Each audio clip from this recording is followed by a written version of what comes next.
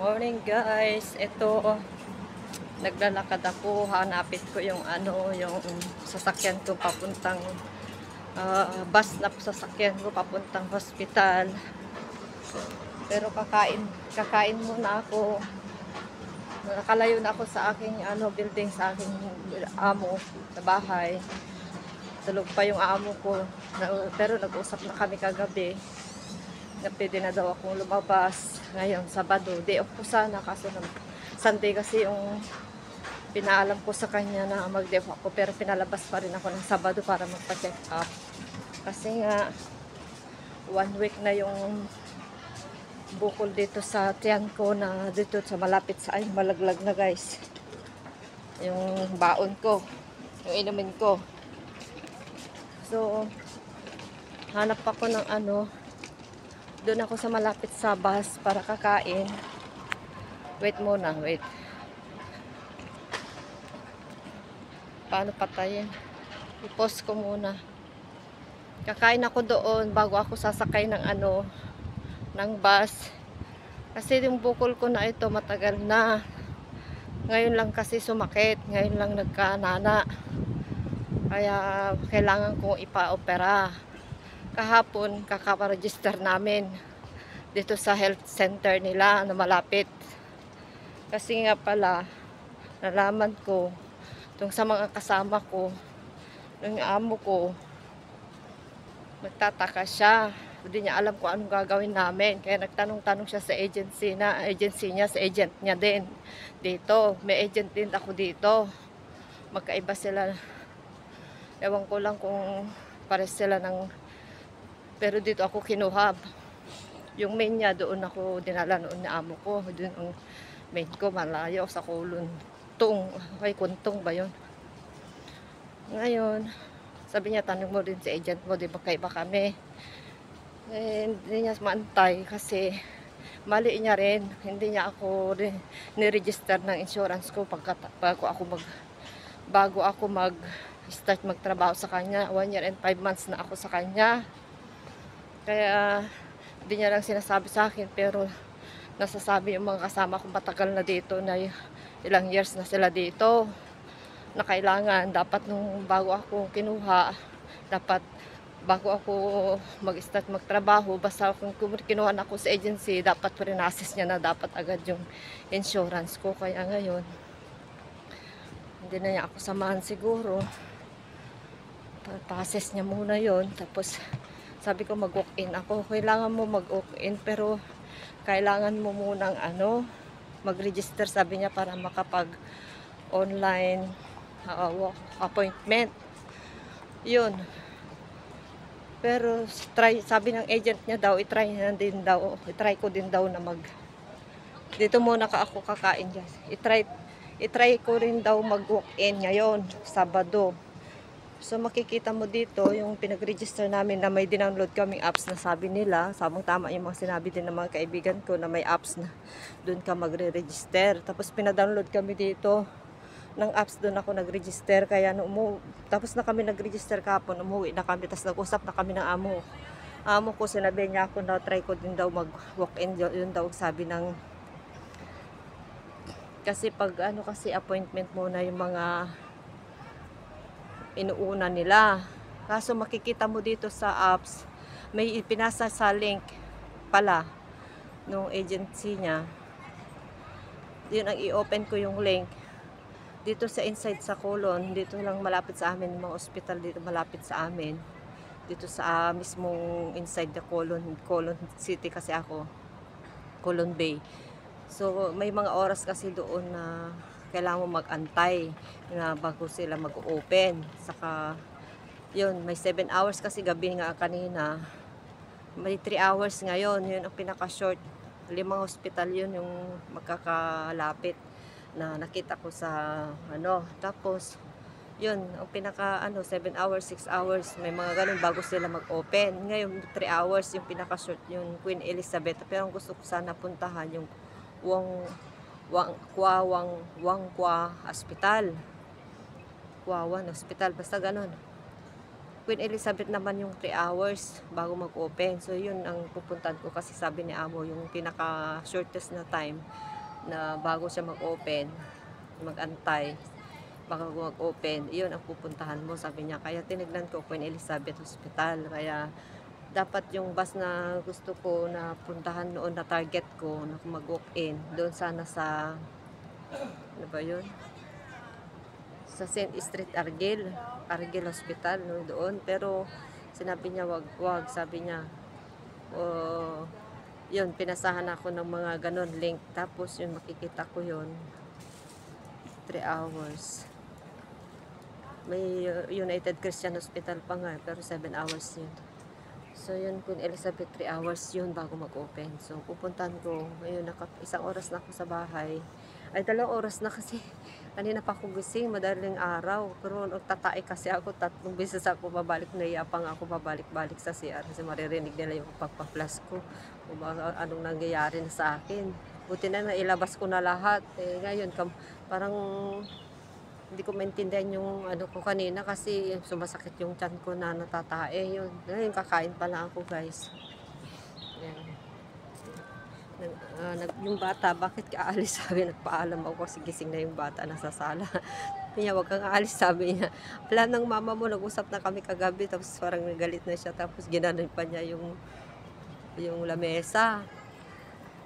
Kasi ayaw niya akong, pero alam niya na magpapacheck up ako, pero gusto niya siguro, hindi kasi sinabi ng mama niya na, kasi lahat alam naman kasi yung bata yung ginagawa namin. Kaya hindi niya siguro alam yung pinag-usapan namin kagabi kasi nanonood siya doon sa tabi ng mama niya. Kapag kinakausap ko ng mama niya, tapos pinupunta na ako sa kusina para pagsabihin ko ano yung mga gagawin ko. Ayun, umalis na lang ako. Bakit ka kakain sa labas? Ba't hindi ka kakain dito? Sabi niya dito sabi ko, kakain muna ako saglit lang sa labas, saka na ako sasakay kasi kailangan ko hanapin yung bus saka yung bus saka ospital. Sabi ko, pero kailangan ko bakatukin yung mama mo para magpaalam ako ulit. Sabi ko, hindi, natutulog. Sabi pa naman niya, hindi ko maintindihan. Gusto niya mag-antay pa ako hanggang magising pa ng nanay niya. Pero, ayan, 8:22 yung sasakyan ko. Pero yung target ko dati, 8:20 na bus. Ayun, nakikita ko dito naman sa map, yung hospital. Pag i-ano mo siya, i-search mo siya, makikita mo, pupunta ka sa bus, may pangalan din yung bus na sasakyan mo. Kaya alam ko dito rin yung bus na makatabi lang yung 8:22 saka bus 22. Ayan, nakikita ko na ito. Kaya mamaya i-check ko din doon kasi may makikita kang mga ano, yung map niya, ilang stops. 10 stop ako, 10 stop na station. Makikita mo naman sa loob ng bus yung mga magkakasunod na mag-stop, pag-stopan niya ng lugar. So, madali lang. Pero gusto ko mag-antay doon. Pero nag-message ako kay amo ulit. Nag-good morning ako. Tapos sabi ko, hanapin ko yung hospital. Saka yung bus. Saka doon na lang ako mag-antay. Sabi ko, pero makikita naman niya yung doon sa pinasa niyang link ko. I-open niya yun. Alam niya yung saan, ano yung hospital na pupuntahan ko. Ano yung short na time na available mamaya. After 3 hours. So, siguro ngayon, 2 hours na lang mahigit. Siguro, 1 hour na lang kasi kanina pa ako sa bahay. Nag-open ng link eh. Paggising ko eh. May nakita ko kanina 2 hours pero biglang nawala. Baka naging 3 hours na yun. Hindi ko lang kasi maalala ko ng hospital yun. Naging 3 hours na siya. Sabaw to kasi ngayon eh. Kaya ako pinalabas kasi ngayon kasi bukas maraming sarado din ang hospital, siguro na hindi siguro available. Ano ko pa?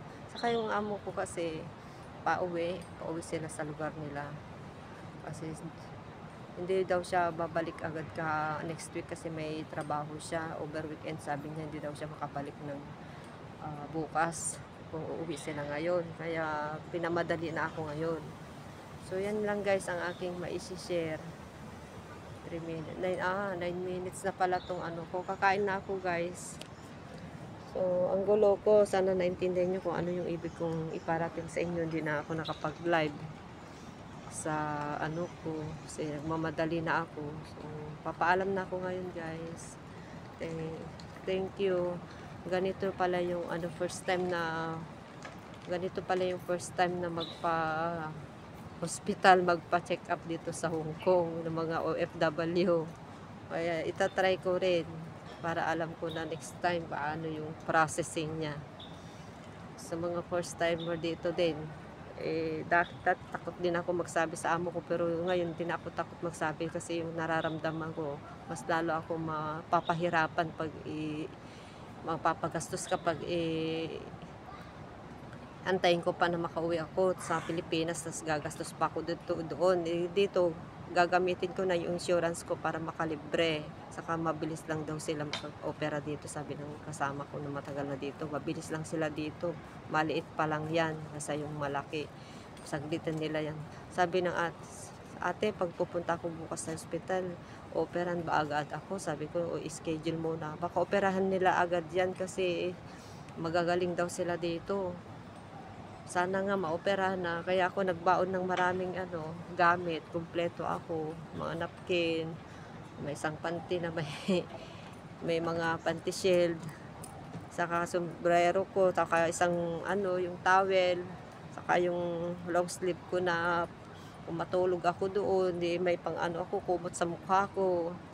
Ayan yung long sleeve ko. Polo, kumpleto ako dito guys. Sinuno ako pa yung tawas ko, imbes na deodorant, tawas na lang kasi mabilis lang, maliit lang siyang dalhin.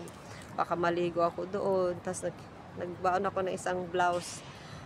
Kaya mo ba, Joanne? Tawagan mo ako, sabi ng amo ko. Tawagan mo ako kung hindi mo kailangan nila ako doon. Hindi kailangan mo ako kasi baka maopera ako. Baka alam niyo maopera ako. Pero hindi kami sigurado.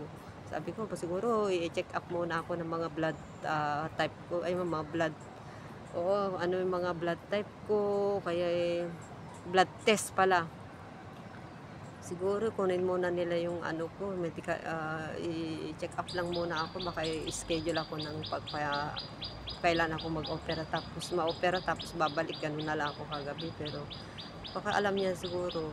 Baka diretso ng opera to pag na-admit ako, ganun. Pero magtatanong daw muna ako doon sa emergency. Dapat emergency daw yung pupuntahan ko para mabilis daw, emergency room. Sabihin ko daw na masakit na daw to. Kasi hindi ka i-admit agad pag hindi masakit. Kasi hindi nagbi-bleeding, hindi nagdudugo. Ay sasabihin ko lang daw na masakit daw. Kasi sabihin ko masakit naman minsan, hindi naman diretso. Nakakatulog pa naman ako, kaso lang delikado to kasi parang tumor, yung cyst. Kung kikita nyo, papakita ko sa inyo guys. Ayan siya dito sa tummy ko ito. Ano na siya matigas dito, matigas. Buo siya sa loob. Doon siya tumubo yung pimples, yung blackheads.